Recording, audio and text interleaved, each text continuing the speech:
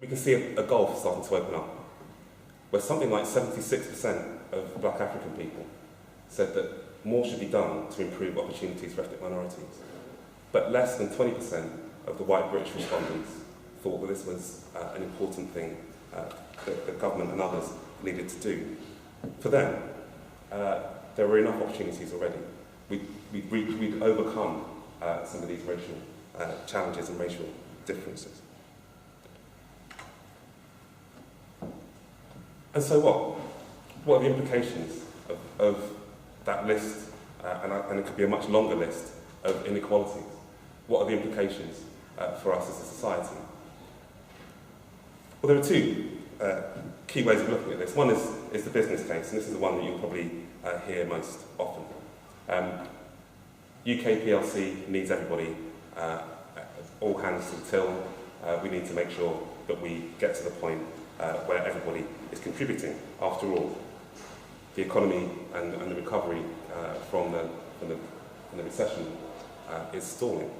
And we can't afford to waste the talent. 25% of our primary schools intake are from minority ethnic backgrounds.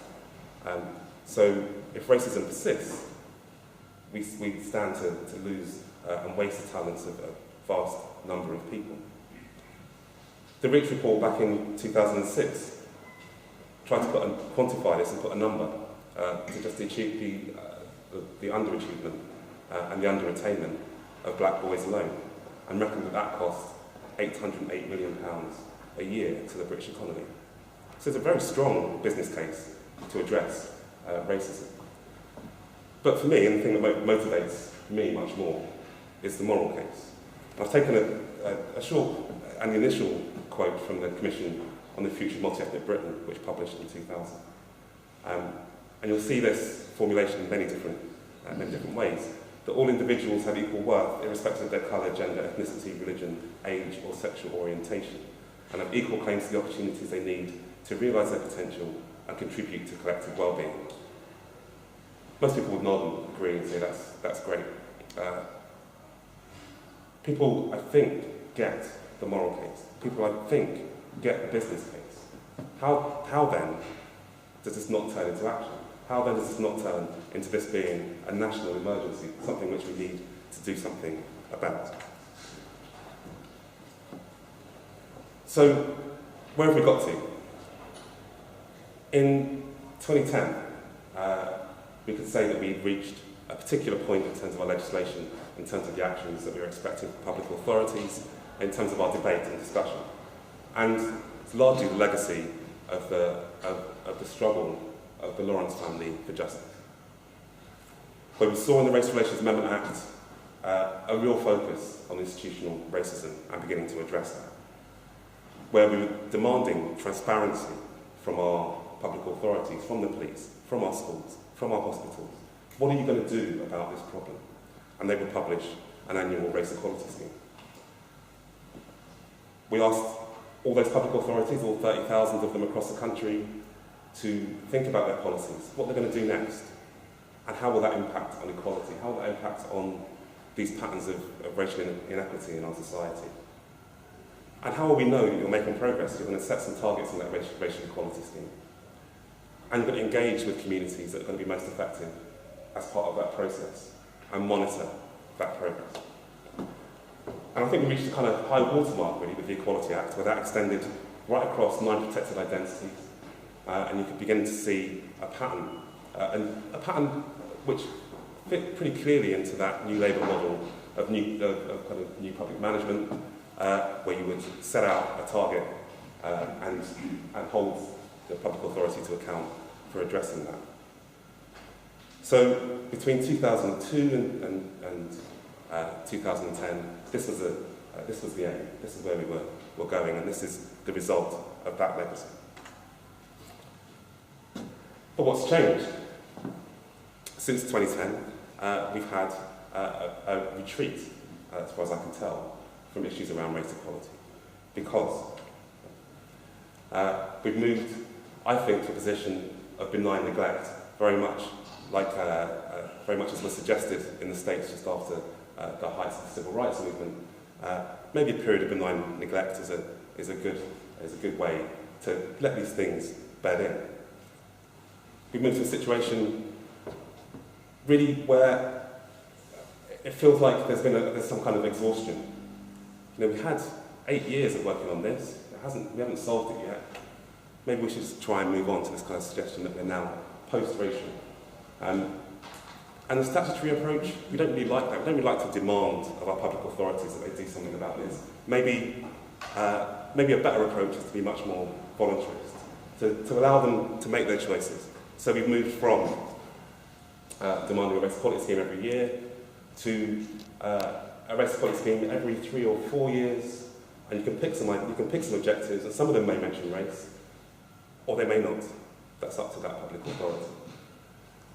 I think we've moved to a point where in our policy and our public discourse, we would love to be colourblind. We would love to be at that point where, really, race doesn't matter. Let's not point out our differences. That problem we have about just talking about race seems to have translated into our policy discourse. But there's a real problem with that colourblindness. I want to go into talking about that in more detail. But just the first initial suggestion really is that we've reached a point demographically, looking at the data, where actually we don't have to worry about race anymore. Where colourblindness leads us is to trying to believe in this myth that we're post-racial. It also leads us, through colourblindness, and I'll go into this a bit more, to blame the victims of racism for racism. It has an effect of worsening racism, vilifying those who choose to address problems around race. And effectively, it's bad politics. It's not going to get us to the point that we spoke of earlier, where all people are respected and can make a collective contribution to our society. So we get a few versions of this post-racial discourse. And the leading one, I guess, is based on Obama. I, like many over here, were elated to see an African American as President of the United States of America. It was a brilliant moment. I remember on the day of the inauguration that we as a team went over to a cafe, watched it on television with a whole range of people. Fantastic day. Little did I know that moment was going to be a moment where we started to close down discussion on race and racism rather than open up a discussion. It was interesting. I don't want to go too far into American politics, but it is interesting that during Obama's first term, the outcomes for black people in America haven't improved as quickly as one might have hoped. And in fact, there are some gaps growing in terms of employment and educational attainment in America that haven't been addressed by this kind of post-racial discourse. In the UK, we have our own version, where we parade people who are successful from ethnic minority backgrounds, and we say, look, isn't that brilliant? We've got someone we've got the architect of the new Supreme Court, we've got tennis players, we've got Oscar winners, they're from ethnic minorities, and they're British, and they're wonderful, and they're doing really well. So can we just put this race stuff to one side? In some ways, the successes of some are used to beat the others for not being so successful. For example, the last election saw an increase in number of black minority ethnic members of parliament, and they're very welcome, and it's great news, and it's great to see. I had the pleasure of going along to the Operation Black Vote held a celebration. 26 MPs from ethnic minorities is wonderful. Couldn't have imagined that when Operation Black Vote was started 20 years ago. And one of the politicians who will remain nameless stood up at that event and said, it's great to be in the House and it's wonderful, and I'm really pleased. It says a lot about how far we've come. But I do want you to remember that I'm an MP who happens to be black, not a black MP. I don't want to talk about issues around race and racism in the House. I would rather talk about my specialist issues, which are small business. There's a real tension here, I think, in moving to this idea that we've become post-racial, suggesting that because some people have made it, suddenly our discussion about race and racism will automatically improve. A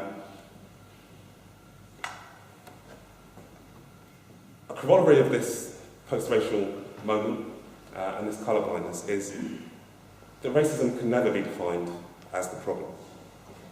So, in the summer of 2011, we had a major conflagration across the streets in a way which hadn't happened for many years prior, sparked by the death of a black man in custody, driven by a series of tensions between black communities and the way that they're policed. Disproportionate arrests as a result of black people, and an overwhelming finding from the research that followed that people were concerned about the way they were being policed and the levels of stop and search were way too high.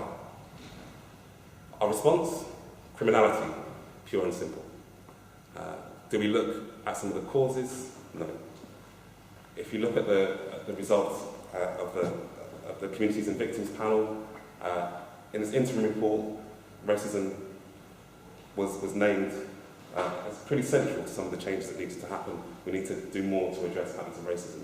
Come the final report, actually, those mentions had disappeared. So, what's happened in that period? What is going on where actually patterns of racism, patterns of racial inequality seem to be ignored? We look for every other potential reason for something like the riots in 2011, in a way that we didn't 30 years prior in Brixton or in 85 in Tottenham. Next we get this other part of the discourse, where the victims of racism are at fault.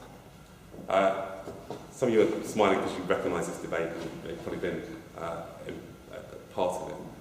Bill Cosby and others have made this suggestion. It's a very old one, it's a very classic argument in terms of responding to patterns of racial inequality. Bill Cosby suggested, well look, these guys can't get justice because they won't pull their trousers up. The problem is not racism in our society. The problem is not discrimination. The problem is not patterns of underachievement in structural ways. Really, people ought to just pull their trousers up and maybe they get on with it. The version we have here, Tony Sauce, who is leading the London inquiry into education, is a good example of this. He suggests, well, the problem with underattainment of black boys at school is that they just do their homework. Absolutely, people should do their homework. Actually, I would prefer if people pull their trousers up. But I don't think that's going to be the solution to some of these structural racial inequalities that persist and go on persisting.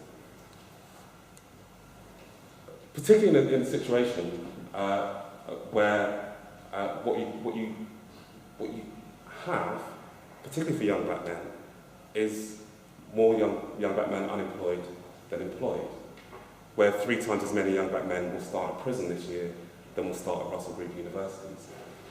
I think we've got to face those issues rather than blaming the victims. Now, again, last week there's an election in Croydon North coming up. I happened to be at an event in Croydon, and you know what happens during by-election times, senior ministers kind of end up coming into town. And so I was speaking at an event, and I got bumped a bit. Can you speak a little bit later? We've got a special guest coming, and it was IDS. It was our Secretary of State for Welfare for Work and Pensions, and it was great to hear him speak. And I put my hand up and said, well, look, I'm all in favour of reforms. What we were doing before wasn't working. But how are your reforms addressing this problem that there are more young black men unemployed than employed? And he said, well, we've got our Troubled Families programme. And I thought, that's an interesting leap is made there.